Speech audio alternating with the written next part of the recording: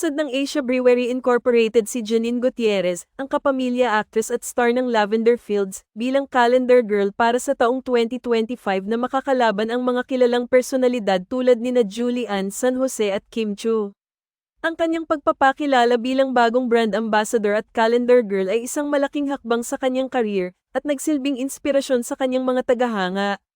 Matapos ang ilang taon ng pagiging isang mahusay na aktres sa telebisyon at pelikula, pinili ng Asia Brewery na gawing mukha ng kanilang produkto si Janine, na mas kilala sa kanyang mga proyekto sa Kapamilya Network. Bukod sa kanyang galing sa pag-arte, hindi may kakaila ang kanyang taglay na natural na alindog at charm, kaya naman naging natural lamang ang pagpili sa kanya bilang isa sa mga pinakasikat na calendar girls ng kumpanya.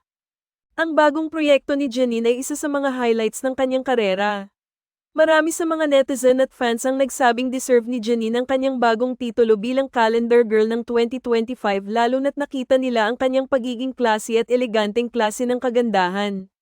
Isang malakas na pahayag sa industriya ang kanyang pagiging kalmado at poise, nakaakibat ang kanyang katatagan at tibay bilang isang artista. Hindi lamang siya kilala sa kanyang galing sa pag-arte kundi pati na rin sa kanyang professional na imahe. Kaya naman wala nang alinlangan pa sa kanyang pagiging ambassador ng isang kilalang brand. Isang magandang halimbawa ng kabutihang asal at tamang pananaw sa buhay si Janine. Habang maraming mga artista ang patuloy na nakikisalamuha sa mga kontrobersya at issue, si Janine ay nanatiling tahimik at mas focused sa kanyang career at personal na buhay. Ang kanyang pagiging isang brand ambassador ay nagsisilbing halimbawa na maaari pa ring magtagumpay sa industriya ng showbiz nang hindi kinukompromiso ang iyong integridad at mga prinsipyos.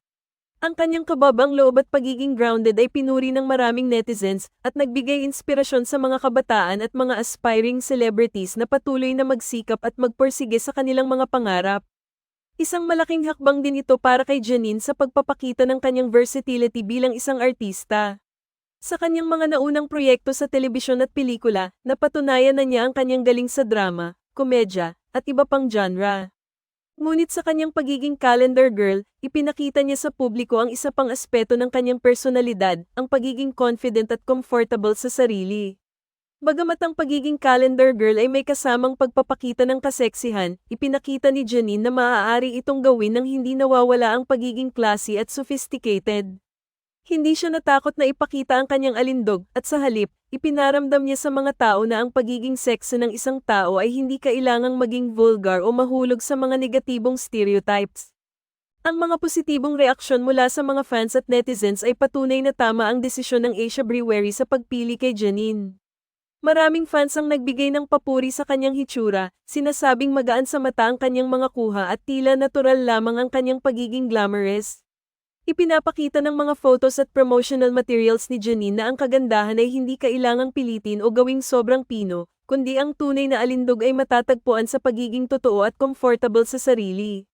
Hindi rin may kakaila na ang mga malalaking pangalan sa industriya tulad nina Julie Ann San Jose at Kim Chiu ay mga sikat na calendar girls din. Gayunpaman, si Janine ay may kanya-kanyang appeal na tiyak magbibigay ng bago at fresh na anggulo sa mga susunod na taon. Ang pagtanggap ng publiko sa kanya ay hindi lamang nakabatay sa kanyang pagiging magandang babae, kundi pati na rin sa kanyang kredibilidad bilang isang artista at brand ambassador. Ang proyekto ni Janine bilang calendar girl ay isang magandang pagkakataon na magsilbing inspirasyon sa mga kabataang nagnanais makapasok sa industriya ng showbiz. Ipinapakita ng kanyang tagumpay na sa kabila ng lahat ng pagsubok at hamon, ang determinasyon at pagiging totoo sa sarili ay magdadala ng tagumpay. Sa tulong ng mga pagkakataon at proyekto tulad ng pagiging calendar girl ng Asia Brewery, mas lalo pang mapapalakas ang kanyang pangalan sa industriya at matutulungan niyang magsilbing gabay para sa iba pang mga kabataan na may parehong pangarap. Ano ang sa inyo sa balitang ito?